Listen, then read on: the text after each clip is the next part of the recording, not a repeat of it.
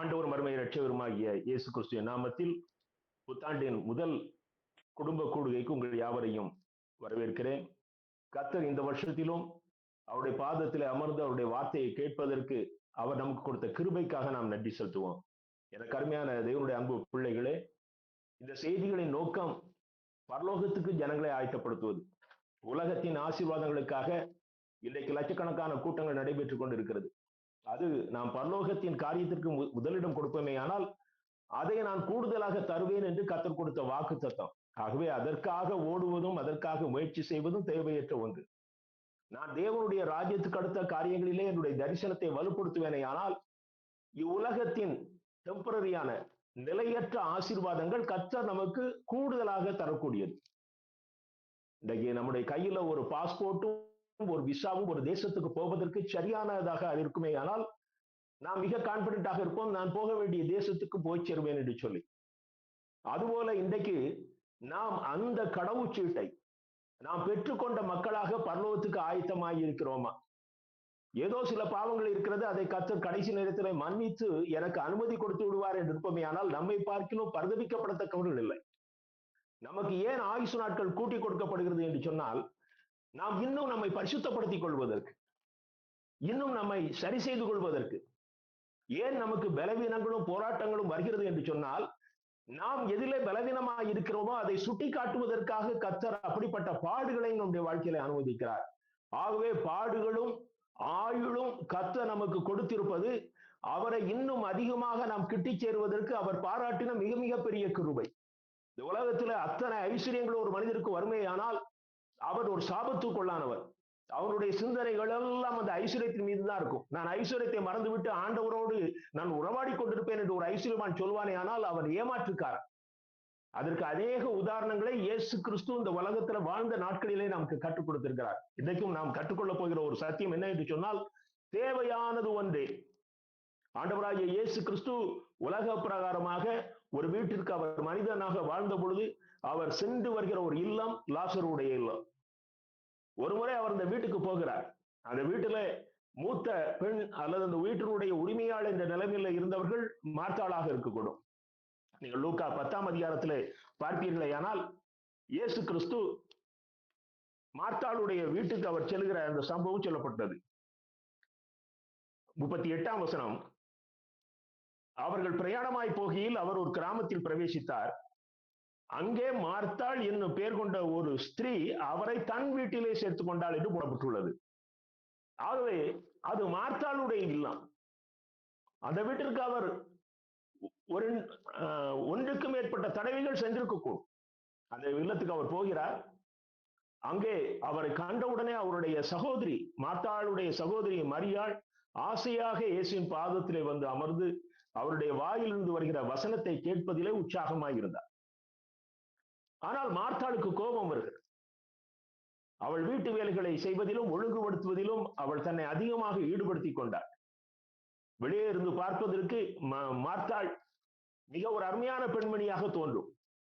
வீட்டு வேலைகளை பார்ப்பது நல்லது. உலகத்துக்கு அடுத்த காரியங்களிலே நாம் சரியானபடி செய்வது நல்லது. ஆனால் இங்கே வந்திருப்பது சர்வலோகத்தின் அதிபதி. மார்த்தாளோ அவரை பார்த்து கேட்கிறாள், ஆண்டவரே, நான் தனித்து வேலை செய்வதில் உமக்கு கவலை இல்லையா? என் சகோதரி உம்முடைய பாதத்தில் வந்து அமர்ந்திருக்கிறாளே, அவளை எனக்கு உதவி செய்ய சொல்லும் என்று சொல்லி அவள் கோபமாக கேட்கிறார். கர்த்தர் அதற்கு அழுத்தம் திருத்தமான பதிலை கொடுக்கிறார். அவர் மார்த்தாளே என்று ஒரு முறை அழைக்கவில்லை. இங்கே கவனி, மார்த்தாளே, மார்த்தாளே, மார்த்தாளே, நீ அநேக காரியங்களை குறித்து கவலைப்பட்டு கலங்குகிறாய். இன்னைக்கு இந்த உலகத்துல நீங்க லூக்கா 10ஆம் அதிகாரம் எடுத்து வைத்துக் கொள்ளுங்கள். அந்த கடைசி வசனங்கள் 38 முதல் 42 முடிய இந்த சம்பவம் இருக்கிறது. இன்னைக்கு உலகத்துல உலகத்தின் காரியங்களுக்கு முக்கியத்துவம் கொடுத்து அதையே சிந்தித்துக் கொண்டு அதற்காக கவலைப்பட்டு கலங்குகிற உலகத்தார் அல்ல, கிறிஸ்தவர்கள் என்று சொல்கிற மக்கள் அதிகமாக இருக்கிறார்கள். ஆகையினால்தான் புத்தாண்டு வந்தவுடனே அவர்கள் எதிர்பார்க்கிறது, எந்த ஊழியக்காரர் என்ன தீர்க்க தரிசனம் சொல்லுவார், அது எனக்கு ஆறுதலாக இருக்குமா? அல்லது ஒரு அட்டையை கையிலே பிடித்துக் கொண்டு இது எனக்கு வாக்கு தத்தம், வேதத்துல ஆயிரக்கணக்கான வாக்கு தத்தங்களை கர்த்தர் நமக்கு சொந்தமாக தந்திருக்கிறார். நான் அதில் ஒரு டாக்குமெண்ட்டை மட்டும் எடுத்துக்கொண்டு இது எனக்கு சொந்தம் என்று சொல்வது பரிதாபம் இல்லையா? எனக்கு அருமையான தேவனுடைய அன்பு பிள்ளைகளே, அத்தனையும் வாக்கு தத்தம் தான். நமக்கு இந்த வேதத்துல சொல்லப்பட்டிருக்கிற எல்லா வாக்கு தத்தங்களையும் நமக்கு சொந்தமாக்கிக் கொள்ள வேண்டும். நீங்கள் ஏசாயா 42 அதிகாரம் 21 வசனத்தின் கடைசி வரிகளை பாருங்கள். ஏசாயா 42, 21. அவர் வேதத்தை முக்கியப்படுத்தி அதை மகிமை உள்ளதாக்குவார். ஒரு வார்த்தை அல்ல, அந்த முழு வேதத்தையும் அவர் முக்கியப்படுத்தி அதை மகிமை உள்ளதாக்குவார். இங்கே மரியாள் அந்த வேதத்தின் வார்த்தைகளை வார்த்தையாகிய இயேசுவிடமிருந்து பெற்றுக்கொள்ளும்படியாக ஆவலோடு அவருடைய முகத்தை பார்த்துக் கொண்டிருக்கிறாள். அங்கே அவளுடைய சகோதரி இந்த உலகத்தின் காரியங்களிலே மூழ்கிக்கொண்டு தேவனோடு உறவாடுகிற சகோதரியை பார்த்து சொல்கிறாள், அவளுக்கு என்னை பற்றி கவலை இல்லை, அவள் உலகத்தின் வேலைகளை செய்வதற்கு எனக்கு உதவி செய்வதில்லை என்று குறை கூறிக்கொண்டிருக்கிறாள். எனக்கு அருமையான தேவனுடைய அன்பு பிள்ளைகளே, அதற்கு இயேசு கிறிஸ்து சொன்ன அருமையான பதில், தேவையானது ஒன்று. மரியாள் தன்னை விட்டு எடுபடாத நல்ல பங்கை தெரிந்து கொண்டார். தேவையானது ஒன்றை. இன்றைக்கு அதுதான் ரொம்ப முக்கியம். உலகத்துல நாம வேலை செஞ்சு இந்த உலகத்தை இயக்கிக் கொண்டிருந்த காலம் படிப்படியாக மங்கி மங்கி இன்னைக்கு உலகத்துல ஒரு எலக்ட்ரானிக் வேர்ல்டு, அந்த உலகம் நம்மை இயக்குகிறது. எல்லா காரியங்களும் எலக்ட்ரானிக். நாம் அந்த பொருட்களினாலே இயக்கப்படுகிற சூழ்நிலைக்கு வந்து விட்டோம். நம்மை பின்னணியில் இருந்து இந்த பொருட்கள் தான் இயக்கிக் கொண்டிருக்கிறது. சில காரியங்கள் நமக்கு சுவாரஸ்யமாக இருக்கிறது. உட்கார்ந்த இடத்துல எலக்ட்ரிக் பில் கட்டிடுறோம், உட்கார்ந்த இடத்துல ட்ரெயின் டிக்கெட் எடுத்துடுறோம், எல்லாமே நன்றாகத்தான் இருக்கிறது. உட்கார்ந்த இடத்துல தேவையான அத்தனை பொருட்களையும் வாங்கி விடுகிறோம். சம்பளம் வந்து விழுந்து விடுகிறது, நம்ம அதை பாட்டுக்கு செலவு செய்து கொண்டிருக்கிறோம். ஆனால் நாம் நமக்கு கீழ் உலகம் இருந்த சூழ்நிலை மாறி உலகத்துக்கு நாம் அடிமையாக இருக்கிறோம் என்பதை எத்தனை பேர் உணர்ந்திருக்கிறீர்களோ தெரியவில்லை. கருமையான தேவனுடைய அன்பு பிள்ளைகளே, ஆண்டவராகிய இயேசு கிறிஸ்து இன்னைக்கு உலகத்தாரை பார்த்து அவர் சொல்லுகிற வார்த்தை, தேவையானது ஒன்று. நான் எதற்காக கிறிஸ்தவனாக இருக்கிறேன், நான் எதற்காக அதிகாலை ஜெபிக்கிறேன், நான் எதற்காக ஃபாஸ்டிங் பிரேயர் போறேன், எதற்காக நான் பைபிள் டிவோட் பண்றேன் என்று நீங்களே கேள்வி கேட்டு பார்த்தீர்களே, ஆனால் இவை எல்லாவற்றிற்கும் உலகத்தில் நான் சில நன்மையான காரியங்களை பெற்றுக் கொள்வதே எனது நோக்கமாக இருக்குமே, ஆனால் நான் பரிதவிக்கப்படத்தக்கவன். கர்த்தர் ஒரு உயர்ந்த நோக்கத்தை நமக்கு வைத்திருக்கிறார். எனக்கு அருமையான தேவனுடைய அன்பு பிள்ளைகளே, அவரோடு அழைத்து செல்வதுதான் அவருடைய ஆசை. அவரோடு நம்மை அமர்த்தி அழகு பார்ப்பதுதான் அவருடைய ஆசை. ஆனால் அதை நாம் நிர்விசாரமாக எடுத்துக்கொண்டு எதைக்கு கிறிஸ்தவம் ஒரு மதம் என்கிற ரீதியாக நாம் அணுக ஆரம்பித்தோமோ அன்றைக்கே நாம் தோல்விக்குள்ளானோம்.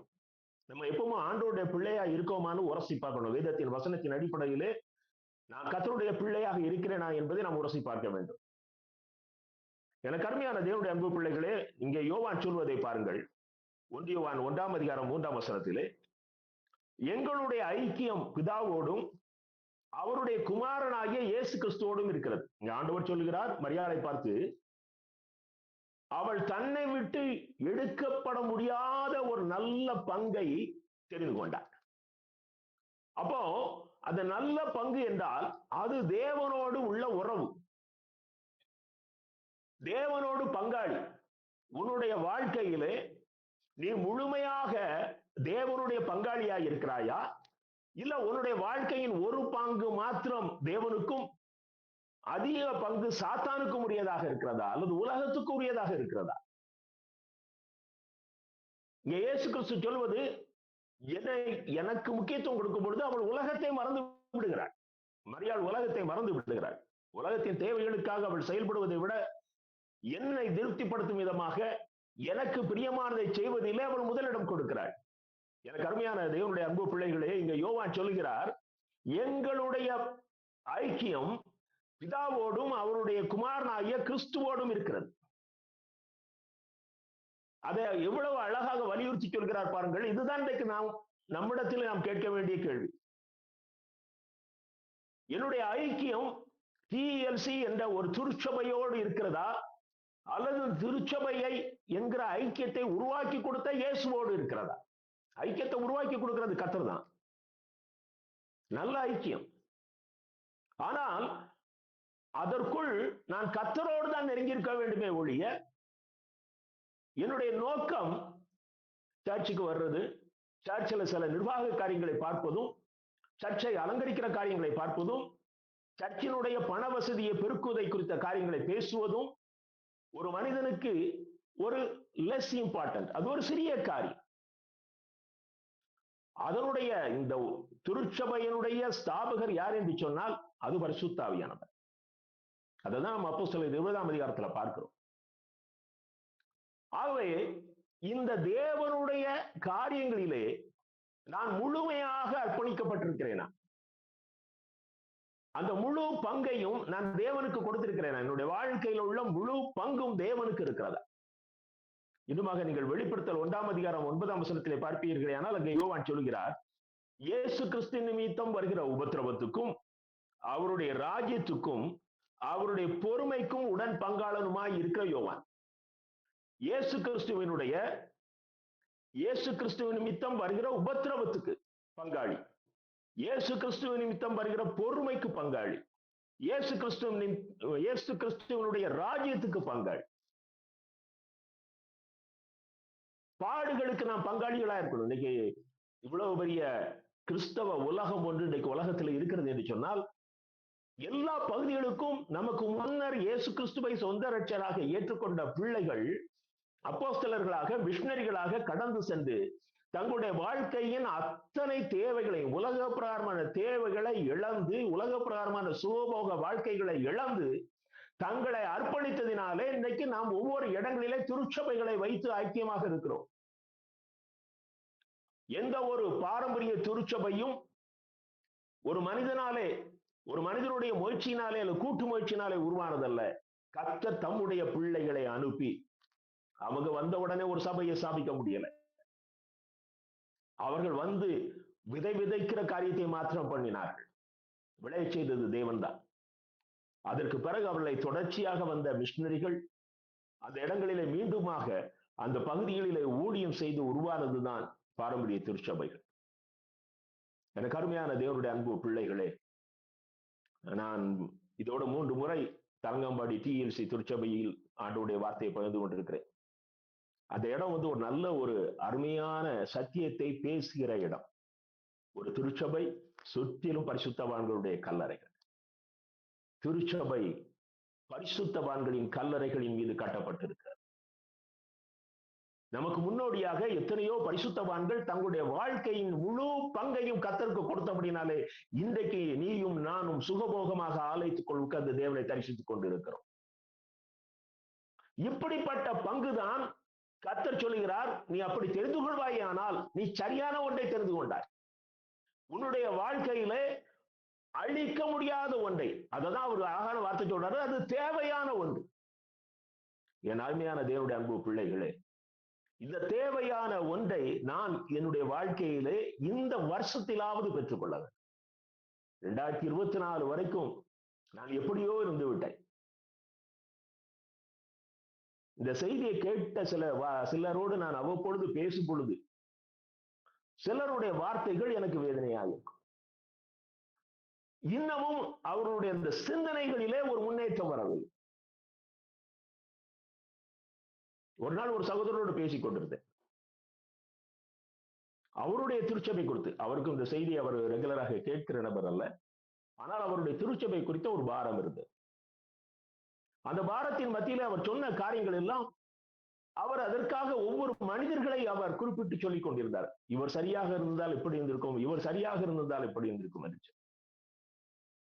எந்த ஒரு மனிதனையும் எந்த யோசனையும் சொல்லி எந்த ஒரு மனிதனாலும் மாற்ற முடியாது. ஏனென்றால் அவரிடத்திலே 10 குறைகள் இருக்குமே, ஆனால் நம்மிடத்திலே 9 குறைகள் இருக்கலாம். ஆனால் நீ அந்த தவறு, அந்த சபைக்குள்ளே எழும்புகிற குழப்பங்கள் அல்லது குறைபாடுகள் உன்னுடைய மனதிலே பாரத்தை உண்டாக்குமே ஆனால், உண்மையான பாரத்தை உண்டாக்குமே ஆனால், நீ அதற்காக எத்தனை நாள் அழுது ஜெபித்தாய்? பிள்ளைகளுக்கு இன்றைக்கு புத்தி சொல்வது அவ்வளவு கடினமான காரியம். நம்முடைய பிள்ளைகளுக்கு யோசனை சொல்லும் பொழுது கூட இப்பொழுது நாம் அதற்காக ஜெபிக்கத்தான் வேண்டி இருக்கிறது. அப்படிப்பட்ட சூழ்நிலையிலே மனிதர்களை நாம் எப்படி வார்த்தைகளை சொல்லி நீ அப்படி பண்ணியிருக்கணும் இப்படி பண்ணியிருக்கணும் வேண்டும் என்று சொல்லுவோமே, ஆனால் அந்த இடத்துக்குள்ளே திரள் கூட்டமான குட்டி பிசாசுகள் வந்துடும். அது வேடிக்கை பார்க்கும், அது அசிங்கப்படுத்தும், அது சீரழிக்கும். ஆனால் நீ கண்ணீரோடு போராடுவே, ஆனால் பிசாசு நடுங்கும். பிசாசு நடுங்கும். நீ விரும்புகிற மாற்றம் உன்னுடைய திருச்சபையிலே வரும். ஒரு பரிசுத்தம் உன்னுடைய திருச்சபைக்குள் வரும். எனக்கு அருமையான தேவனுடைய அன்பு பிள்ளைகளே, உன்னுடைய எல்லா அசைவுகளுக்கும் கர்த்தர் பங்காளியாக மாற வேண்டும். அந்த பங்கை உன்னை விட்டு யாராலும் எடுக்க முடியாது. உன்னுடைய உலக தேவைகளா, அதை கர்த்தர் தான் நிர்வகிக்கணும். உன்னுடைய வாழ்வின் முழு பங்காளி அவர்தான். இந்த சிந்தனை உனக்குள் வரும் பொழுது, நான் கர்த்தருக்கு முழுமையாக என்னை அர்ப்பணித்து விட்டேன், என்னை இயக்குவது கர்த்தர். எனக்கு அருமையான தேவனுடைய அன்பு பிள்ளைகளே, இங்கே அப்போஸ்தலனாகிய பேதுரு சொல்லுகிற ஒரு வார்த்தையை பாருங்கள். 1 பேதுரு 4 அதிகாரம் 13 வசனம். 1 பேதுரு 4:13. கிறிஸ்துவின் மகிமை வெளிப்படும் போது நீங்கள் களிகூர்ந்து மகிழும்படியாக அவருடைய பாடுகளுக்கு நீங்கள் பங்காளிகளானதால் சந்தோஷப்படுங்கள். என்ன ஒரு அருமையான வார்த்தையை பாருங்க. கிறிஸ்துவின் மகிமை வெளிப்படும் போது நீங்கள் களிகூர்ந்து மகிழும்படியாக. ஆண்டவருடைய வருகை இந்த வினாடியில இருக்குமானால் நம்மில் எத்தனை பேர் களிகூர்ந்து மகிழ முடியும்?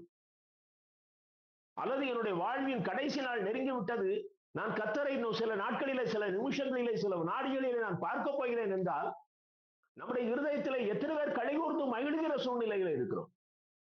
எவ்வளவு அழகாக பேசுகிறார் பாருங்க. கிறிஸ்துவின் மகிமை வெளிப்படும் போது நாம் களிகூர்ந்து மகிழும்படியாக அவருடைய பாடுகளுக்கு பங்காளிகளானதால் சந்தோஷப்படுங்கள். எனக்கு அருமையான தேவனுடைய அன்பு பிள்ளைகளே, கிறிஸ்துவுக்காக ஏதாவது பாடுபட்டு இருக்கிறோமா? கிறிஸ்துவை வச்சு பிழைப்பு நடத்தணுங்கிறத தான் இன்னைக்கு உலகத்துல அநேகர் போதித்துக் கொண்டிருக்கிறார்கள். அவர்களும் பிழைக்கிறார்கள், நீங்களும் பிழைத்துக் கொள்ளுங்கள் என்று சொல்லி. அது உலக பிரகாரமான பிழைப்பு. ஆனால் கிறிஸ்துவின் மகிமை வெளிப்படும் பொழுது நீ களிகூர்ந்து மகிழ்வாய் என்றால் அதனுடைய நோக்கம் என்ன என்று சொன்னால், இனி நீ அந்த மகிமையை நீனும் பெற்றுக்கொண்டு அவரோடு நித்திய நித்தியமாக வாழப் போகிறாய் என்பதனாலே வருகிற ஒரு சந்தோஷம். அப்படிப்பட்ட மகிழ்ச்சி உனக்கு வர வேண்டுமானால் நீ கிறிஸ்துவின் பாடுகளிலே உனக்கு பங்கு இருக்கணும். எனக்கு அருமையான தேவனுடைய அன்பு பிள்ளைகளே, நாம் இந்த உலகத்துல பாடுகளை கிறிஸ்துவுக்காக அனுபவித்த அனுபவம் நமக்கு இருக்கும். அது யாரோ மிஷனரிகளுக்கு உள்ளது, எங்களுக்கும் அதுக்கு சம்மந்தம் கிடையாது. நாங்க கம்ஃபர்ட் லைஃப் தான். அவ்விதமாக சொல்லுவோமானால் நாம் கிறிஸ்துவனுடைய பங்காளிகள் அல்ல, எதிரிகள் என்று பொருள். என்னுடைய முழு பங்கும் சாத்தானிடம் இருக்கிறது. ஆகையினால்தான் சாத்தான் பேசுற மாதிரியே நான் பேசுறேன். எனக்கு அருமையான தேவனுடைய அன்பு பிள்ளைகளே, சங்கீதம் 119:57 வசனத்தை பாருங்கள். சங்கீதம் 119:57. கர்த்தாவே, நீரே என் பங்கு, நான் உமது வசனங்களை கைக்கொள்ளுவேன் என்றேன். கர்த்தாவே, நீரே என் பங்கு, நான் உமது வசனங்களை கைக்கொள்ளுவேன் என்றேன். அதைத்தான் ஏசாயா 42 அதிகாரம் 21 வசனத்திலே நான் உங்களுக்கு நினைப்பூட்டினேன். அவர் வேதத்தை முக்கியப்படுத்தி அதை மகிமை உள்ளதாக்குவார். நாம் கர்த்தருடைய பங்காளிகளாக இருப்போமே ஆனால், அல்லது கர்த்தர் நம் பங்கா இருப்பார் ஆனால், இந்த வேதம் நமக்கு பெரிய சொத்தா தெரியும். ஏனென்றால் ஒரு மனிதனுடைய அத்தனை காரியங்களையும், இந்த உலகத்தினுடைய அத்தனை காரியங்களையும், ஆரம்பம் முதல் முடிவு வரைக்கும் உள்ள அத்தனை சத்தியங்களையும் கொண்டது வேத புத்தகம். இந்த உலகத்துல வேத புத்தகத்துக்கு இணையான ஒரு புத்தகமோ பல புத்தகங்களின் தொகுப்போ எதுவுமே வேத புத்தகத்துக்கு இணையாக முடியாது. இன்னைக்கு பிசாசு தந்திரமாக என்ன செய்கிறான் என்றால், வேதத்தை சிலருடைய தலையிலே ஏற்றி திருச்சபையிலே இயேசுவை காட்டிக் கொடுக்க வேண்டிய போதகர்கள் ஹீப்ருவையும் கிரேக்கத்துவத்தையும் இன்னுமாக சில தத்துவங்களை பேசி, ஓய்வு நாளிலே எந்த சூழ்நிலையிலும் ஒரு மனிதன் இயேசுவை அறிந்துவிடக் கூடாது என்பதிலே மிக தெளிவாக இருக்கிறார். இவர்களை சாத்தானுக்கு ஒப்பிடாமல் எப்படி இயேசுவுக்கும் இயேசுவின் அப்போஸ்தலர்களுக்கும் ஒப்பிட முடியும்? எனக்கு அருமையான தேவனுடைய அன்பு பிள்ளைகளே, கடந்த சனிக்கிழமை நான் தரங்கம்பாடியில் இருந்தேன். காலையிலே உபவாச ஜெபம். எனக்கு காலையில இருந்து என்னுடைய சரீரத்திலே மிகப்பெரிய பலவீனம். சில நேரங்களில் என்னுடைய பல்ஸ் 50க்கு கீழ் வந்துவிடும், எப்பொழுதாவது ஒரு முறை. ஆனால் அன்னைக்கு நான் பல்ஸ் பார்க்கல, ஆனால் நான் மிக பலவீனமாக உணர்ந்தேன். சில நேரம் நடந்து ஒர்க் அவுட் பண்ணி பார்த்தேன், எனக்குள் ஒரு பலம் வரவில்லை, மிகுந்த சோர்வு. எனக்கு போதகர் போன் பண்ணினார்கள், ஐயா நீங்க சாப்பிடுகிறீர்களா என்று கேட்டார்கள். ஒரு ஃபாஸ்டிங் பிரேயர்ல ஊழியக்காரன் சாப்பிட்டுட்டு போகிறது எவ்வளவு அருவருப்பு, ஆனால் நான் சாப்பிடுகிறேன் என்று சொன்னேன். சொல்லிவிட்டு நான் அந்த படுக்கையில அப்படியே படுத்தேன். படுத்த உடனே ஆவியானவர் என்னோடு பேசினார், இது ஒரு பிசாசின் போராட்டம் என்று. ஒரு 5 நிமிடங்கள் கதறினேன், பிசாசு, நான் கர்த்தருடைய பிள்ளை, இனி என்னை தொட முடியாது, இந்த இடத்தை விட்டு போ என்று சொல்லி அவனுக்கு கட்டளை கொடுத்து கதறினேன். அந்த இடத்துல நல்ல சத்தமா ஃப்ரீ ஹார்ட். 5 நிமிடம் ஒரு புது பலன் எனக்கு வந்தது. எழும்பினேன், குளித்தேன். அந்த திருச்சபையினுடைய உதவியாளர் எனக்கு போன் பண்ணி, உங்களுக்கு உணவு கொண்டு வரட்டுமா என்றார். நோ, நான் எனக்கு கொடுத்திருந்த செய்தி, நான் ஒரு செய்தியை வைத்திருந்தேன், அந்த செய்தியை தூரத்துக்கு வைத்து விட்டேன். விடுதலை என்ற தலைப்பிலே ஆவியானவர் என்னோடு அந்த படுத்திருந்த நேரத்துல பேசின செய்தியை போய் அப்படியே பேசினேன். 1.5 மணி நேரம். அன்னைக்கு 2:30 மணிக்கு தான் சாப்பிட்டேன். எனக்கு அருமையான தேவனுடைய அன்பு பிள்ளைகளே, கர்த்தர் வாழ்கிறார், இயேசு வாழ்கிறார். நமக்கு நோக்கம், ஊழியக்காரனுக்கு நோக்கம் ஆத்துமாக்களை குறித்ததாகத்தான் இருக்க வேண்டுமே ஒழிய, என்னுடைய திருச்சபை என்று ஒன்றை நீனே உனக்குள் உருவாக்கி கொண்டு அந்த திருச்சபை எப்படி இருக்கணும்னு நீனே கற்பனை பண்ணி திருச்சபையை உருவாக்கின பரிசுத்தவான்கள் வைத்திருந்த அந்த சிந்தனையை விட்டு நீ வெளியே வந்து விட்டாய். உன்னுடைய சிந்தனைகள் எல்லாம் உனக்கு பின்னால் இருந்து இயக்கிற பிசாசின் சிந்தனைக்கு ஒத்திருக்கிறதை நீ அறியாது இருக்கிறாய். எனக்கு அருமையான தேவனுடைய அன்பு பிள்ளைகளே, கர்த்தர் நம்மோடு இருக்கிறார். அவர் என்ன சொல்லுகிறாரோ அதை சொல்லணும். அதுதான் திருச்சபைக்கும் வளர்ச்சி. உனக்கும் கர்த்தரோடு உள்ள பங்கிலே சேதம் வர. எனக்கு அருமையான தேவனுடைய அன்பு பிள்ளைகளே, இன்றைக்கு ஒரு சம்பவத்தில் இருந்து சில குறிப்புகளை சொல்லி நான் கடந்து செல்ல விரும்புகிறேன். சாமுவேலின் புத்தகம் 1, 2 அதிகாரங்களிலே அன்னாள் என்ற ஒரு அருமையான ஒரு சகோதரியை பற்றி நான் பார்க்கிறேன். 1 சாமுவேல் 1 அதிகாரம் 6 வசனத்திலே பாருங்கள். 1 சாமுவேல் 1:6, கர்த்தர் அவள் கற்பத்தை அடைத்தபடியினால் அவளுடைய சக்களத்தி அவள் துக்கப்படும்படியாக அவளை மிகவும் விசனப்படுத்துவாள். வாழ்க்கையில கண்ணீரோடு வாழ்ந்து கொண்டிருக்கிற ஒரு மகள். அவள் ஹஸ்பண்ட் எல்கானா என்ன செய்வார்னா, எல்லாவற்றிலும் அவளுக்கு 2 பங்கு கொடுப்பார். இந்த உலகத்தில் அவளுக்கு எவ்வளவு பெரிய எத்தனை பங்கு கிடைச்சாலும் அவளுக்கு மனதுல நிம்மதி இல்லை. இந்த அம்மா என்ன செய்யறாங்க, சீலோவில் இருக்கிற ஆலயத்துக்கு அவளுக்கு வருஷம் வருஷம் போகும் பொழுது இந்த முறை அந்த அம்மா அந்த ஆலயத்திலே போய் கதறி ஜெபிக்கிறார். வசனம் சொல்லுகிறது, 1 அதிகாரம் 10 வசனத்தை பாருங்கள். அன்னாள் போய் மனங்கசந்து மிகவும் அழுது கர்த்தரை நோக்கி விண்ணப்பம் பண்ணினாள். 13வது வசனம், அன்னாள் தன் இருதயத்திலே பேசினாள், அவளுடைய உதடுகள் மாத்திரம் அசைந்தது, அவள் சத்தமோ கேட்கப்படவில்லை. அவள் தன் இருதயத்துல பேசுற ஆண்டவர்கிட்ட. டிராவல் பண்றீங்க, ஆலயத்துக்குள்ள உட்கார்ந்து இருக்கிறீங்க, நீங்க எழுப்பி பேச முடியாது, சத்தமாக பேச முடியாது. நீங்க இருதயத்துக்குள்ள பேசுகிறதை கர்த்தர் கேட்பார். பாருங்க, ஒரு ஆலயத்துக்குள்ள அங்க ஏலி உட்கார்ந்து இருக்கிறார். இவளுக்குள் அத்தனை வேதனைகள், அவள் இருதயத்தில் பேசுகிறாள். அது உலகத்தான் ஏலிக்கு எப்படி தெரிகிறது? அவள் வெறித்திருக்கிறது போல தெரிகிறது, அவள் மது அருந்தி இருக்கிறவள் போல் தெரிகிறது. எனக்கு அருமையான தேவனுடைய அன்பு பிள்ளைகளே, மனுஷன் உலகத்தானுடைய பார்வைக்கும் கர்த்தருடைய பார்வைக்கும் உள்ள வித்தியாசத்தை பாருங்கள். உலகம் உங்களை பைத்தியமாக பார்க்கும். நீ ஆண்டவருக்காக வாழ்வாயானால் உன்னை உலகம் பைத்தியமாக பார்க்கும். ஆனால் கர்த்தரோ இவள் என்னுடைய பங்காளி என்று பார்க்கிறார். எல்கானா கொடுத்த 2 பங்கு அல்ல, கர்த்தர் அவளுக்கு ஒரு விசேஷித்த பங்கை வைத்திருந்தார். கர்த்தர் அவளுடைய கற்பத்தை ஆசீர்வதித்தார். ஏதோ சூழ்நிலையில் கர்த்தர் அடைத்து வைத்திருந்த அந்த ஆசீர்வாதம் இன்றைக்கு திறக்கப்படுகிறது. அந்த மகள் மிகப்பெரிய ஆசீர்வாதத்தை பெற்றுக்கொண்டார். குழந்தை வளர்ந்தது. பால் மறந்த பிறகு அவள் கர்த்தரிடத்திலே சொல்லிய வார்த்தையின்படி அந்த குழந்தையை ஆலயத்திலே படைப்பதற்காக வந்து அந்த ஆலயத்துல நின்று அந்த அம்மா ஒரு கவிதை பாடுறாங்க பாருங்க. 1 சாமுவேல் 2ஆம் அதிகாரம் 1 முதல் 10 வசனங்கள். அவ்வளவு அழகாக, அது கிட்டத்தட்ட அன்னாள் பாடிய அந்த கவிதையும் இயேசு கிறிஸ்துவுடைய தாயார் மரியாள் பாடிய அந்த கவிதைகளும் ஒன்று போல இருப்பதை நீங்கள் காணலாம். அந்த பொருட்கள் ஒன்று போல இருக்கலாம். 1 சாமுவேல் 2ஆம் அதிகாரம் 1ஆம் வசனத்தை பாருங்கள்.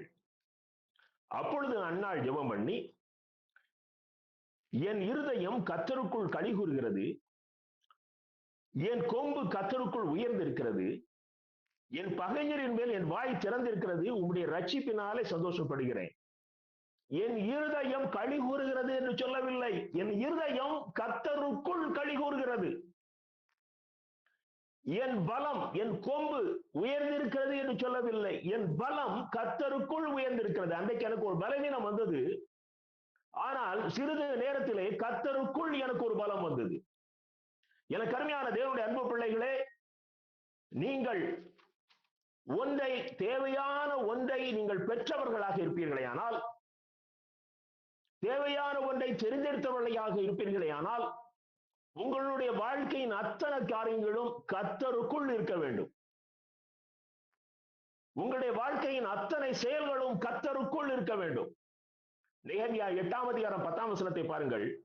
பின்னும் நெகேமியா ஜனங்களை நோக்கி, நீங்கள் போய் கொழுமையானதை புசித்து மதுரமானதை குடித்து ஒன்றுமில்லாதவர்களுக்கு பங்குகளை அனுப்புங்கள். இந்த நாள் நம்முடைய ஆண்டவருக்கு பரிசுத்தமான நாள், பயப்பட வேண்டாம், கர்த்தருக்குள் மகிழ்ச்சியாக இருப்பதே உங்களுடைய பலன். ஆண்டவருடைய பிள்ளைகளுடைய மகிழ்ச்சி உலகத்தின் காரியம் எனக்கு வாய்த்து விட்டது என்பதினால் அல்ல, எனக்குள் கர்த்தர் இருப்பதினால, எனக்கு கர்த்தர் வாய்க்கு செய்ததினால், கர்த்தருக்குள் மகிழ்ச்சியாக இருப்பதே உங்களுடைய பலன். நான் கர்த்தருக்குள்ள இருக்கிறேனா? எனக்கு அருமையான தேவனுடைய அன்பு பிள்ளைகளே, நீங்க மரியாளுடைய கீதத்தை பாருங்க. லூக்கா 1ஆம் அதிகாரம் 46ஆம் 47ஆம் வசனங்களிலே, அப்பொழுது மரியாள், என் ஆத்துமா கர்த்தரை மகிமைப்படுத்துகிறது, என் ஆவி என் இரட்சகராகிய தேவனில் களி கூறுகிறது. என் ஆவி களி கூறுகிறது அல்ல, அவன் என்ன கேர்ஃபுல்லா பேசிட்டாங்க பாருங்க. என் ஆவி களி கூறுகிறது. ஒருவேளை இன்றைக்கு நான் மகிழ்ச்சியா இருக்கிறேன் என்று சில காரியங்களை பார்த்து நினைக்கக்கூடும், ஆனால் அதில் தேவனுடைய சித்தமும் தேவனுடைய கிரியையும் இருக்கிறதா? என் ஆவி தேவனில் களி கூறுகிறது.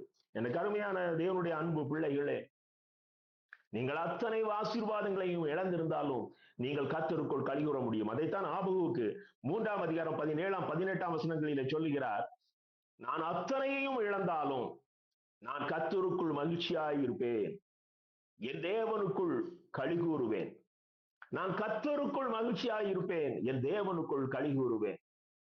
மரியாளுக்கு கர்த்தருடைய பாதம் தான் அவளுக்கு சொர்க்கம். இந்த உலகத்துல தேவனுடைய ராஜ்யத்திலே நாம் வாழ வேண்டுமானால் தேவனுக்குள் இருந்தால்தான் நாம் இங்கே தேவனுடைய ராஜ்யத்துல வாழ முடியும். நாம நினைக்கிறோம் தேவனுடைய ராஜ்யம் பரலோகத்தில் மாத்திரம் என்று சொல்லி. தேவன் இங்கேயும் ஆளுகை செய்கிறார், அவருடைய பிள்ளைகள் அந்த ஆளுகைக்குள் இருக்கிறார்கள். அதைதான் அவர் மலைப்பிரசங்கத்தில் சொல்லுகிறார், முதலாவது தேவனுடைய ராஜ்யத்தை தேடு. இந்த உலகத்துல உன்னை கர்த்தர் தான் அரசாள முடியும். அப்படி கர்த்தரின் அரசாட்சியிலே இந்த உலகத்தில் இருக்கிறவர்கள் தான் மறுமையிலே அவருடைய அரசாட்சியிலே தொடர்ந்து இருக்க முடியும். எனக்கு அருமையான தேவனுடைய அன்பு பிள்ளைகளே, நான் கர்த்தருக்குள் இருக்கிறேனா? ஒரு உலகத்து மனுஷனுடைய சிந்தனையும் நம்முடைய சிந்தனையும் வேறுபட்டு இருக்க வேண்டும். உலகத்தான் சிந்திப்பது போல நாம் ஒருபொழுதும் சிந்திக்க கூடாது. நம்முடைய தேவைகள் எவ்வளவு பெரிய தேவையாக இருந்தாலும் உலகத்தை உருவாக்கிய கர்த்தரால் அந்த தேவையை சந்திக்க முடியும். நம்முடைய பாடுகள் எவ்வளவு பெரிய பாடுகளாக இருக்குமே ஆனாலும் உலகத்தை உருவாக்கிய கர்த்தரால் நம்முடைய பாடுகளில் இருந்து நமக்கு விடுதலை கொடுக்க முடியும். எனக்கு அருமையான தேவனுடைய அன்பு பிள்ளைகளே, இந்த வருஷத்துல புதிய ஒரு ஆசீர்வாதம் எனக்கு வருமா? ஒரு சமாதானம் கிடைக்குமா என்று ஏங்கிக் கொண்டிருக்கிறவர்களே, கர்த்தர் உங்கள் காரியங்களை அவருக்குள் வாய்க்க செய்வார். அவருக்குள் வாய்க்க செய்வார். உலகத்தில் அவருடைய பிள்ளைகள் தேவைகளை அவருடைய கருத்திலிருந்து பெற்றுக்கொண்டு சமாதானத்தோடு வாழ்வதுதான் கர்த்தருடைய சித்தம். ஆகையினாலதான் இவர்கள் எல்லாம் நான் கர்த்தருக்குள் களி கூறுகிறேன் என்று சொல்கிறார்கள். அவருடைய பிள்ளைகள் இந்நாளும் கண்ணீரோடு இருக்க வேண்டும் என்று அவர் விரும்புகிறவர் அல்ல. ஆனால் அவருடைய பிள்ளைகள் அடுத்தவருடைய பாடுகளை பார்க்கும் பொழுது கண்ணீர் வடிக்கிறவர்களாக இருக்கணும் என்பதை அவர் விரும்புகிறார். மற்றவருடைய பாடுகள் எனக்கு பாதிப்பை கொண்டு வரணும். என்னுடைய பிள்ளைகள், என்னுடைய உறவினர்களுடைய பாதிப்புகள் மாத்திரமல்ல, இந்த உலகத்திலே நான் சந்திக்கிற மனிதனுடைய பாடுகள் எனக்கு ஒரு கண்ணீரையும் அதற்காக ஜெபிக்க வேண்டும் என்ற ஆவலையும் கொண்டு வர வேண்டும். அதுதான் அவருடைய பிள்ளைகள், அவருடைய பங்காளிகள். அதைத்தான் அப்போஸ்தலனாகிய யோவானும் அப்போஸ்தலனாகிய பேதுருவும் பாடுகள் என்று சொல்லுகிறார்கள். பிலிப்பியர் 4 அதிகாரம் 4 வசனத்திலே நாம் பார்க்கிறோம், கர்த்தருக்குள் எப்பொழுதும் சந்தோஷமாயிருங்க. ஏன் அப்போஸ்தலனாகிய பவுல் நீங்கள் ஆண்டவருடைய பிள்ளைகள் எப்பொழுதும் சந்தோஷமாயிருங்கள் என்று சொல்லியிருக்கலாமே? அவர் சொல்லுகிற வார்த்தையை பாருங்கள், கர்த்தருக்குள் எப்பொழுதும் சந்தோஷமாயிருங்க. நீ கர்த்தருடைய பங்காளியாய் இருப்பாயானால் நீ உன்னுடைய வாழ்க்கையில அத்தனை காரியங்களும் கர்த்தருக்குள் இருக்கும். நம்முடைய மரணமும் கூட அப்படிதான் இருக்குமா? வெளிப்படுத்தல் 14 அதிகாரம் 13 வசனத்தை பாருங்கள். வெளிப்படுத்தல் 14:13, பரலோகத்தில் இருந்து ஒரு சத்தம் உண்டாக கேட்டேன், அது கர்த்தருக்குள் மரிக்கிறவர்கள் இது முதல் பாக்கியவான்கள் என்று எழுது. அப்போ ஆண்டவருடைய பங்காளியாக ஒரு மனிதன் இருப்பானேயானால் அவனுடைய வாழ்க்கையிலே இந்த உலகத்திலிருந்து எடுத்துக்கொள்ளப்படுகிற, இந்த உலகத்திலிருந்து டெம்பரரியாக the first death, அதுவும் கர்த்தருக்குள்ளேயே நடக்கும். எவ்வளவு பெரிய ஆசீர்வாதம்! எனக்கு அருமையான தேவனுடைய அன்பு பிள்ளைகளே, நான் ஆண்டவருடைய பிள்ளையாக, ஆண்டவருடைய பங்காளியாக இருப்பேனேயானால் என்னுடைய வாழ்க்கையின் அத்தனை ஆசீர்வாதங்களும் கர்த்தருக்குள் இருக்கும். இரண்டாவதாக நாம் பார்ப்போம், நான் அவருடைய பங்காளியாக இருப்பேனே ஆனால் அவருடைய சாயல் எனக்குள் இருக்கும். அவருடைய டாமினேஷன், அவருடைய ஆளுகை எனக்குள் இருக்கும். அப்படின்னா என்ன அர்த்தம்? அவருடைய பரிசுத்தம் எனக்குள் இருக்கும். நீங்க 1 சாமுவேல் 2 அதிகாரம் 2 வசனத்தை பாருங்கள். 1 சாமுவேல் 2:2 அந்த அன்னாளுடைய கவிதையிலே, கர்த்தரை போல பரிசுத்தம் உள்ளவர் இல்லை, உம்மை போல ஒருவரும் வேறொருவரும் இல்லை, எங்கள் தேவனை போல ஒரு கன்மலையும் இல்லை, பாதுகாப்பும் இல்லை. இந்த அம்மாவுக்கு கர்த்தர் ஒரு பெரிய ஆசீர்வாதம் கொடுத்திருக்கிறார். வேறு எந்த வெளிப்பாடும் அவர்கள் பெற்றுக்கொண்டதாக இந்த சரித்திர புத்தகத்திலே இல்லை. ஆனா பாருங்க, எவ்வளவு பெரிய தீர்க்கதரிசியாக அவர்கள் மாறிவிட்டார்கள். கர்த்தரை போல பரிசுத்தம் உள்ளவர் இல்லை. புருஷனை பார்த்திருக்கிறார்கள், சக்களத்தியை பார்த்திருக்கிறார்கள், அங்கே அமர்ந்திருக்கிற ஆசாரியனை பார்க்கிறார்கள். ஆனால் கர்த்தரை போல பரிசுத்தம் உள்ளவர் ஒருவரும் இல்லை. இதை நீ எப்பொழுது உணர்ந்து கொள்ள முடியுமானால், நீங்கள் உணர்ந்து கொள்ள முடியும் ஆனால் அவரோடு நீங்கள் பங்காளியாக இருக்கும் பொழுதுதான் இதை உணர்ந்து கொள்ள முடியும். அவரை நீங்கள் முழுவதுமாக அறிந்து கொள்ள முடியும். வேதத்தை மூளையிலே இருந்து பேசுகிறவர்கள் இயேசுவை அறியாதவர்கள், அவர்கள் வேதத்தை கற்றறிந்தவர்கள். வேதத்தை இருதயத்தில் இருந்து பேசுகிறவர்கள் இயேசுவை தங்கள் இருதயத்திலே வைத்திருக்கிறவர்கள், அவர்கள் இயேசுவோடு வாழுகிறவர்கள். எனக்கு அருமையான தேவனுடைய அன்பு பிள்ளைகளே, அவர் பரிசுத்தம் உள்ளவர் என்றால் அவருடைய பங்காளியாகிய நானும் பரிசுத்தம் உள்ளவன். இந்த விஷயத்திலும் நம்முடைய பங்கு மிக முக்கியமானது. இந்த வருஷத்துல நான் கர்த்தருடைய பங்காக மாறுவேனேயானால், கர்த்தருடைய பங்கை பெற்றுக்கொள்வேனேயானால் நான் ஒரு பரிசுத்தம் உள்ளவனாக மாறிவிட்டேன் என்று அர்த்தம். லேவியராகமம் 11 அதிகாரம் 45 வசனத்தின் கடைசி வரிகளை பாருங்கள். லேவியராகமம் 11:45, நான் பரிசுத்தர் ஆகையால் நீங்களும் எனக்கேற்ற பரிசுத்தராயிருங்கள். நீங்களும் பரிசுத்தராயிருங்கள் என்று அவர் சொல்லவில்லை, எனக்கு ஏற்ற. அன்றைக்கு அநேக பரிசுத்தங்கள் போதிக்கப்பட்டது, இன்றைக்கும் அநேக பரிசுத்தங்கள் போதிக்கப்படுகிறது. அந்நிய பாஷை பேசுவது நல்லது, ஆனால் அதை பேசிவிட்டால் பரிசுத்தமான அல்ல. சில காரியங்களை சொல்லி இந்தந்த காரியங்கள் எல்லாம் பரிசுத்தவானுக்கு அடையாளம் என்று சொன்னால் நீங்கள் ஏமாந்து போகாதிருங்கள்.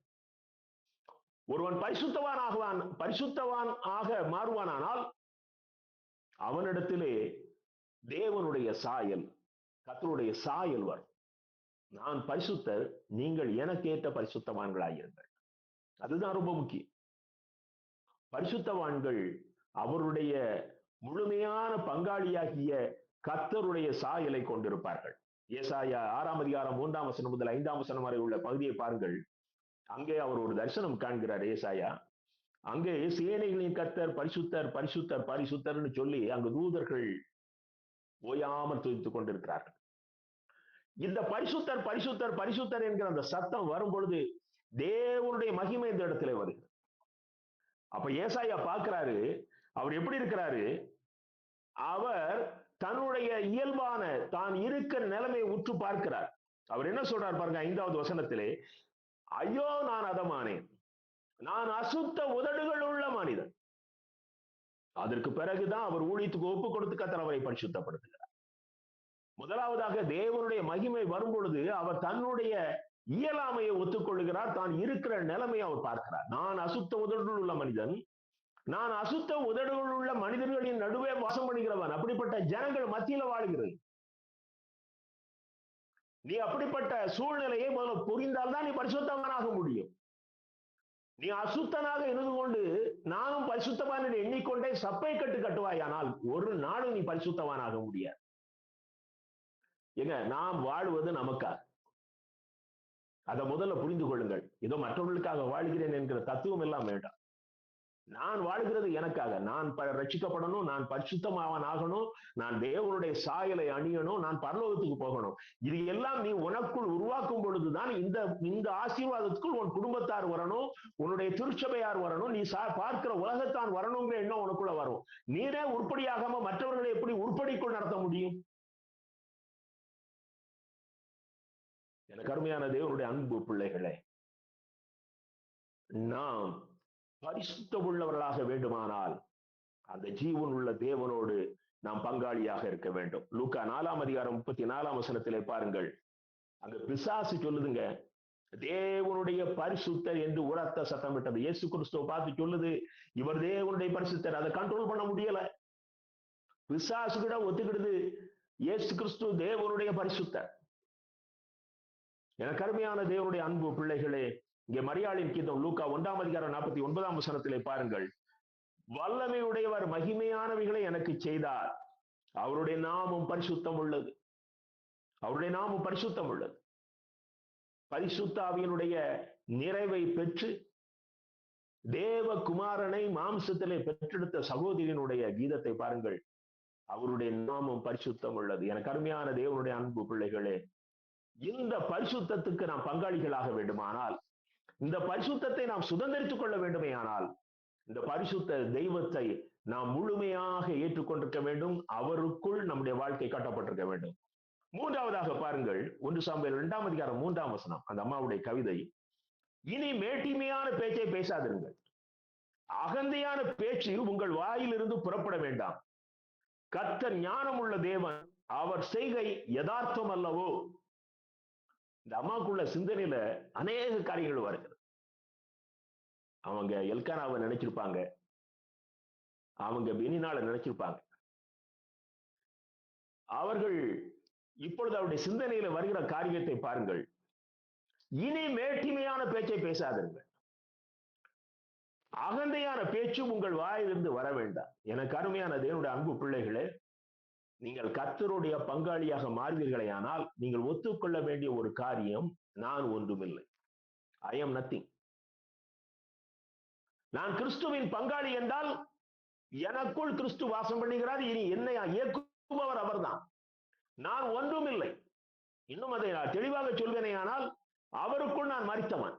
அதுதான் ஞானஸ்நானத்தின் அடையாளம். பாவத்துக்கு செத்து நீதிக்கு உயிர் தெழும்புகிற அனுபவம்.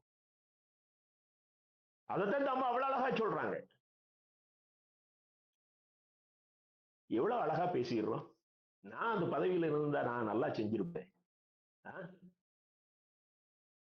சாதாரணமாக நாம் மேட்டிமையான காரியங்களை பேசி விடுகிறோம். நீங்க அந்த புதிய மொழிபெயர்ப்பு எனக்கு ரொம்ப பிடிச்சிருந்துச்சு. விவிலியம், இருமாப்புடன் இனி பேச வேண்டாம், உங்கள் வாயில் வீம்பு வெளிப்பட வேண்டாம், ஏனெனில் ஆண்டவர் அறிவின் இறைவன், செயல்களின் அளவை எடை போடுபவர் அவரே. நம்முடைய வாழ்க்கையில நான் ஒன்றுமில்லை என்பதை ஒத்துக்கொள்ள வேண்டும். அதுதான் மரியாளுடைய கீதத்தை பாருங்க. லூக்கா 1:51 இருதய சிந்தையில் அகந்தை உள்ளவர்களை சிதறடித்தார். இருதய சிந்தையில் அகந்தை உள்ளவர்களை சிதறடித்தார். எனக்கு அருமையான தேவனுடைய அன்பு பிள்ளைகளே, நீங்கள் அந்த கவிதையில், அன்னாளுடைய கவிதையிலே நீங்கள் தொடர்ச்சியாக பார்ப்பீர்களானால் அந்த அம்மா அதை மீண்டுமாக தெளிவாக விளக்குகிறார்கள். 1 சாமுவேல் 2:4 பாருங்கள். பலவான்களின் வில் முறிந்தது, தள்ளாடினவர்களோ பலத்தினால் இடைக்கட்டப்பட்டார்கள். எனக்கு பலம் இருக்கிறது என்று யார் யார் நினைத்துக் கொண்டிருந்தார்களோ அந்த பலத்துக்கு காரணமான வில் அழிந்து போனது, அது ஒடிந்து போனது. ஆனால் பலவீனர்கள், தள்ளாடினவர்களுக்கு கர்த்தர் பலன் கொடுத்து அவர்களை தூக்கி நிறுத்தினார். எத்தனையோ அரசர்கள், இந்த உலகத்தை ஆண்டவர்கள் 2000 ஆண்டுகளாக கிறிஸ்துவின் மார்க்கத்தை பின்பற்றுகிறவர்களை இந்த பூமியிலே ஒருவர் கூட இல்லாமல் அழித்து போடுவேன் என்று கங்கணம் கட்டினார். அவர்கள் அழிந்து போனார்கள். கிறிஸ்துவின் மார்க்கமோ இன்னும் பரலோகத்தை நோக்கி வீறு நடை போடுகிறது. பலவீனர்கள் கிறிஸ்துவினால் பலம் கட்டப்பட்டார்கள். இந்த தேசத்துக்கு வந்த அத்தனை மிஷனரிகளும் உலக பிரகாரமாக பலவீனர்கள் தான். சிலர் 38 வயதிலே, சிலர் 43 வயதிலே, சிலர் 50 வயதிலே, இளம் வயதிலே அவர்கள் மரித்து போனார்கள். ஆனால் இன்றைக்கும் அவர்களுடைய எழுத்துக்கள் நம்மை உற்சாகப்படுத்தி வாழ்ந்து கொண்டிருக்கிறது. அவர்கள் பலம் கட்டப்பட்டவர்கள். ஒரு தேசத்தையே இயேசு கிறிஸ்துவுக்கு நேராக திருப்பிய மகா பரிசுத்தவான்கள். நம்ம என்ன செஞ்சிருக்கிறோம்? சில சபையை அழிச்சிருக்கிறோம், சில சபையில சண்டையை மூட்டி இருக்கிறோம், சில மனிதர்களுக்கிடையே போட்டி பொறாமையை உருவாக்கி இருக்கிறோம். Be careful. நீ யாரோடு மோதுகிறாய்? நீ கிறிஸ்துவோடு மோதுகிறாய், நீ ஜீவனுள்ள தேவனோடு மோதுகிறாய். எனக்கு அருமையான சகோதரனை, சகோதரியை, நீ தேவையான ஒன்றை இன்றைக்கு பெற்றுக்கொள்ள வேண்டும் என்று முயற்சி செய். நீ கிறிஸ்துவின் பங்காளியாக கிறிஸ்துவிடத்திலிருந்து நல்ல பங்கை பெற்றுக்கொள்ள வேண்டும் என்பதிலே நீ ஆர்வமாயிரு. நீ கர்த்தருக்குள் உன்னுடைய எல்லா காரியங்களையும் செயல்படுத்துவதற்கு உன்னை அர்ப்பணி. அவர் பரிசுத்தராய் இருக்கிறபடினாலே அந்த பரிசுத்தத்தின் மீது உன்னுடைய நாட்டம் அதிகமாகட்டும். நீ நான் ஒன்றுமில்லை என்பதை ஒற்றுக்கொள். மீண்டுமாக அந்த அப்போஸ்தலர் 2 சாமுவேல் 2:5 பாருங்கள். திருப்தியாய் இருந்தவர்கள் அப்பத்துக்காக கூலி வேலை செய்கிறார்கள், பசியாய் இருந்தவர்களோ இனி பசியாகிறார்கள். அன்னாளுக்கு அவருடைய வாழ்க்கையிலே ஒரு வெற்றி வந்தவுடனே அவர்கள் சொல்கிற ஒரு காரியம், இதுவரைக்கும் திருப்தியாய் இருந்தவர்கள் இனிமேல் சாப்பாட்டுக்காக கூலி வேலை செய்கிறார்கள். அவர்கள் கம்ஃபர்ட்டாக இயேசு கிறிஸ்து சொன்ன லாசருடைய நாட்களிலே வாழ்ந்த ஐசோரானை போல ரத்தாம்பரம் உடுத்தி கம்ஃபர்ட்டாக இருந்தார்கள். ஆனால் அவர்கள் ஒரு நாள் வந்தது, அந்த நாளிலே அவர்கள் சாப்பாட்டுக்காக கூலி வேலை செஞ்சார்கள். சம்பளம் கூட கிடையாது, ஒரு நேரத்து சாப்பாடு, நீ இந்த வேலையை செய். ஆனால் பசியாய் இருந்தவர்கள் இனி பசியாகிறார்கள். பசியாய் இருந்தவர்களுக்கு போஜனம் கொடுக்கப்பட்டதுன்னு சொல்லல, ரொம்ப அழகா இருக்குது. பசியாய் இருந்தவர்கள் இனி பசியாகிறார்கள். இனி அவர்களுக்கு ஒரு நாள் பசி வராது. அத்தனை தேவைகளையும் கர்த்தர் பார்த்துக் கொள்வார். ஒரு மகிமையான ஆசீர்வாதம். தேவையான ஒன்றை பெற்றுக் கொள்வதிலே நீ மிக தெளிவாக இருங்கள். புதிய வருஷத்துல எது எனக்கு முக்கியம் என்பதை இன்றைக்கு உணர்ந்து கொள்ளுங்கள். தேவனுடைய வார்த்தை மிக மிக முக்கியம். அதைத்தான் நான் ஏசாயா 41:21 நான் சொன்னேன். ஏசாயா 42:21. அவர் வேதத்தை முக்கியப்படுத்தி அதை மகிமையுள்ளதாக்குவார். எனக்கு அருமையான தேவனுடைய அன்பு பிள்ளைகளே, உண்மையாக வேதத்தை படியுங்கள். இந்த வேதம் எனக்கு ஆசீர்வாதமாகணும்னு படிங்க. இந்த வேத வசன போட்டிக்கு படிங்க. அதெல்லாம் ஒரு லெவலுக்கு தான். அது உங்களுக்கு வேத அறிவை கொடுக்கும். ஆனால் இந்த வேதத்தை எனக்கு சொத்தாக மாற்ற வேண்டுமானால் அதை நான் படிக்கிற விதம் மாற வேண்டும். அது என்னுடைய டாக்குமெண்ட், அது என்னுடைய பத்திரம். பல கோடி இந்த உலகத்துல வேல்யூவே சொல்ல முடியாத அளவுக்கு வேல்யூ உள்ள ஒரு சில பத்திரங்கள் என் கரங்களிலே இருக்கு. அந்த உணர்வோடு படியுங்கள். அது உங்களுக்கு ஆசீர்வாதத்தை கொண்டு வரும். இன்னொரு காரியத்தை பாருங்கள். அங்கே அப்போஸ்தலர் அன்னாளுடைய வார்த்தை 2 சாமுவேல் 2:5 மலடியா இருந்தவள் 7 பெற்றாள், அநேகம் பிள்ளைகளை பெற்றவளோ பலட்சியப்பட்டாள். குழந்தையே கிடையாது. ஆனால் அவளுக்கு 7 குழந்தைகளை கர்த்தரால் கொடுக்க முடியும். அன்னாளுக்கு அதுக்கு பிறகு 5 குழந்தைகள் பிறந்தது என்று சொல்லி பார்க்கிறோம் சாமுவேலுக்கு பிறகு. ஆனால் இங்கே அநேகம் பிள்ளைகளை உள்ளவளோ பலட்சியப்பட்டாள், தனித்தவளானாள். அவளுக்கு எந்த ஆதரவும் இல்லாத நிலைமைக்கு தள்ளப்பட்ட, அவ பிள்ளைகள் இருந்தும் இல்லாதது மாதிரி. அவங்க தாய்க்கு அன்பு செலுத்தல. அந்த தாய் எப்படி வாழ்ந்தார்களோ அதே போல பிள்ளைகளும் வாழ்கிறார். அந்த தகப்பன் எப்படி வாழ்ந்தாரோ அதே போல பிள்ளைகளும் வாழ்கிறார்கள். உங்களுக்குள் இயேசு இருப்பாரையானால் உன் பிள்ளைகளுக்குள் இயேசு வருவார். உன்னிடத்தில் இருந்த இயேசுவை அவர்கள் கற்றுக்கொள்ள முடியும். இன்னைக்கு வேற வழியே கிடையாது. இன்னைக்கு உலகத்துக்குள்ள அநேக கிறிஸ்தவ கூட்டங்கள் நடக்கிறது. ஆராதனை என்ற பெயரிலே அநேக அட்டூழியங்கள் நடக்கிறது. அநேக வாலிப பிள்ளைகள் கிறிஸ்தவ கூட்டங்களுக்கு போகிறேன் என்று சொல்லி தங்களுடைய மனதை லைக்க பண்ணுகிற காரியங்களுக்கு முக்கியத்துவம் கொடுத்து இயேசுவை விட்டு விட்டார்கள். அவர்களுக்கு இயேசுவை காட்ட வேண்டுமானால் நீங்கள் அந்த இயேசுவை உங்களுக்குள்ளே பங்காளியாக ஏற்றுக்கொண்டிருக்கிறீர்களே, ஆனால் உங்கள் பிள்ளைகளும் அந்த மிகப்பெரிய ஆசீர்வாதத்தின் பங்காளிகளாக மாறுவார்கள். எனக்கு அருமையான தேவனுடைய அன்பு பிள்ளைகளே, அந்த 21ஆம் வசனத்தை வாசிக்கிறேன். 2 சாமுவேல் 2ஆம் அதிகாரம் 21ஆம் வசனம். கர்த்தர் அன்னாளை கடாட்சித்தார், அவள் கற்பந்தரித்து 3 குமாரரையும் 2 குமாரத்திகளையும் பெற்றாள். இந்த கவிதை எழுதின பிறகுதான் அந்த அம்மாவுக்கு கர்த்தர் 5 குழந்தைகளை கொடுத்து ஆசீர்வதித்தார். அவர் உலகத்தின் தேவைகளையும் நீ தலை நிமிர்ந்து வாழும்படியான அத்தனை தேவைகளையும் கர்த்தர் சந்திப்பார். ஏதோ பரலோக ஆசீர்வாதம் இது வெளியே தெரியாதே நீங்க நினைக்கலாம். ஆனால் அதுதான் நிச்சயமான ஒன்று. ஆனாலும் அவருடைய பிள்ளைகள் இந்த உலகத்திலே தலை நிமிர்ந்து வாழும்படியான அத்தனை தேவைகளையும் கர்த்தர் சந்திப்பார். சாமுவேல் 2ஆம் அதிகாரம் 7ஆம் வசனத்தை பாருங்கள். அவர் தாழ்த்துகிறவரும் உயர்த்துகிறவருமாய் இருக்கிறார். ஒரு மனுஷனை உயர்த்த அவரால் தான் முடியும். நாம் என்ன நினைக்கிறோம், இந்த உலகத்திலே சில ஐஸ்வர்யங்களோடு வருகிற மனிதர்களை நாம் உயர்ந்தவர்கள் என்று நினைக்கிறோம். ஆனால் கர்த்தர் அவர்களை உயர்ந்தவர்கள் என்று ஒத்துக்கொள்வதே இல்லை. நீங்க சங்கீத புஸ்தகத்துல அநேக இடங்கள்ல தாவீது சொல்லுகிறார், அவன் சேர்த்து வைத்தவைகள் யாருடையவைகளா? அவர்கள் தங்கள் நாமங்களை தங்கள் நிலங்களுக்கு தரிக்கிறார். ஆனால் அவர்கள் மரித்த பிறகு இந்த விலங்குகளுக்கு ஒப்பாய் இருக்கிறார். ஆண்டவருடைய பிள்ளைகள் இந்த உலகத்தையும் தேவனுடைய பிள்ளைகளின் ஆசீர்வாதத்தையும் உணர்ந்திருக்கிறார். அதை தான் இங்க அன்னாலும் சொல்கிறார்கள், அவர் தாழ்த்துகிறவரும் உயர்த்துகிறவருமானவர். என் அருமையான தேவனுடைய அன்பு பிள்ளைகளே, அவர் அந்த 8வது வசனத்தை பாருங்கள். அவர் சிறியவனை புழுதியில் இருந்து எடுத்து எளியவனை குப்பையில் இருந்து உயர்த்துகிறார். அவர்களை பிரபுக்களோடு உட்கார பண்ணவும் மகிமையுள்ள சிங்காசனத்தை சுதந்திரிக்கவும் பண்ணுகிறார். மகிமையுள்ள சிங்காசனத்தை சுதந்திரிக்கப்படுகிறார். அதைத்தான் அவர் அவருடைய வருகைய நாளிலே நீங்கள் என்னோடு கூட என்னுடைய சிங்காசனத்தில் அமர்வீர்கள் என்று அறியீர்களா என்று வெளிப்படுத்தல சொல்றார். அவருடைய சிங்காசனத்தின் ஆசீர்வாதம் நமக்கு பங்கு உண்டு. இந்த உலகத்துல சில பதவிகளுக்காக போட்டிகளும் பொறாமைகளும் வரும் பொழுது ஆண்டவருடைய பிள்ளைகள் அந்த இடத்துல நிக்காதீங்க. நீங்கள் வேறுபடுத்தப்பட்டவர்கள். உங்களுடைய வார்த்தைகள் வல்லமையுடையது. நீங்கள் வல்லமையுடைய தேவனுடைய ஆசீர்வாதங்கள். நீங்கள் தேவனுடைய பங்காளிகளாக அந்த இடத்துல நிற்கிறீர்கள். உங்கள் சாயலை எந்த சூழ்நிலையிலும் விட்டுக் கொடுக்காதீர்கள்.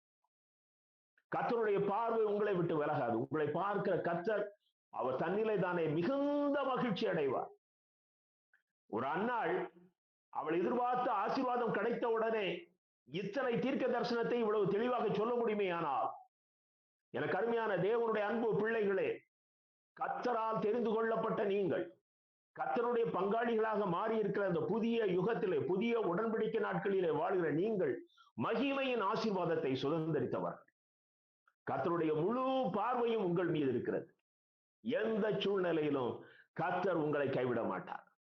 உங்களை பிரபுக்களோடு உட்கார பண்ணுகிறவர். மகிமையின் சிங்காசனத்தை உங்களுக்கு தருவார். எனக்கு அருமையான தேவனுடைய அன்பு பிள்ளைகளே, இந்த வார்த்தையை கேட்ட நீங்கள் ஆசீர்வதிக்கப்பட்டவர்கள். கர்த்தருக்கு உங்கள் வாழ்க்கையை ஒப்புக் கொடுங்கள். கர்த்தருக்கு உங்கள் வாழ்க்கையை ஒப்புக் கொடுங்கள். எரேமியா தீர்க்கதரிசியின் புஸ்தகம் 44ஆம் அதிகாரம் 10ஆம் வசனத்தை பாருங்கள். நான் உங்கள் முன்பாகவும் உங்கள் பிதாக்கள் முன்பாகவும் வைத்த என் வேதத்தின்படியும் என் கட்டளைகளின்படியும் நடவுங்கள். நான் உங்கள் பிதாக்கள் முன்பாகவும் உங்கள் முன்பாகவும் நான் உங்கள் முன்பாகவும் உங்கள் பிதாக்கள் முன்பாகவும் வைத்த என் வேதத்தின்படியும் என் கட்டளைகளின்படியும் நடங்கள். என் வேதத்தின்படி, என் கட்டளைகளின்படி நடங்கள். இதுதான் இங்க தேவையான ஒன்று.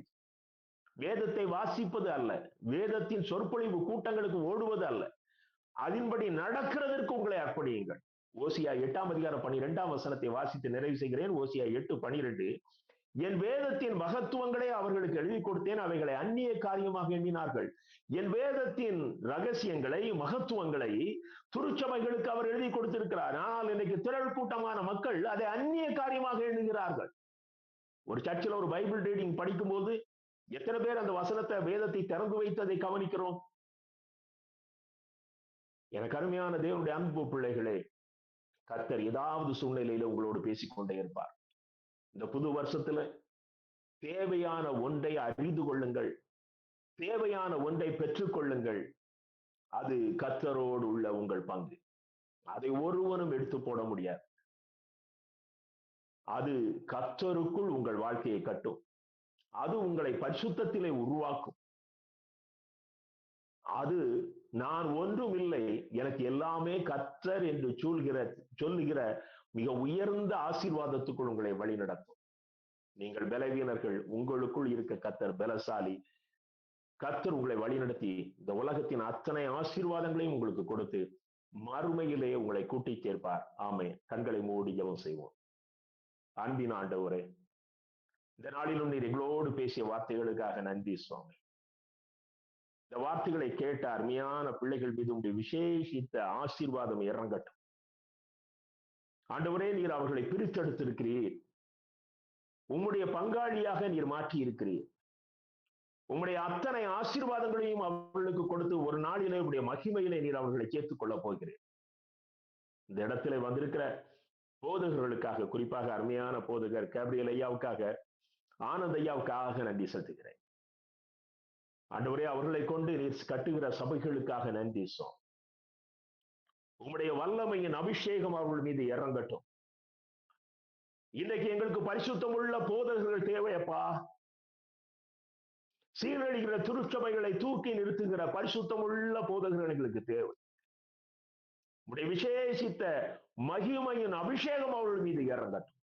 அவர்களை வல்லமையாக பயன்படுத்தும். அவருடைய குடும்பங்களை ஆசீர்வதியும்.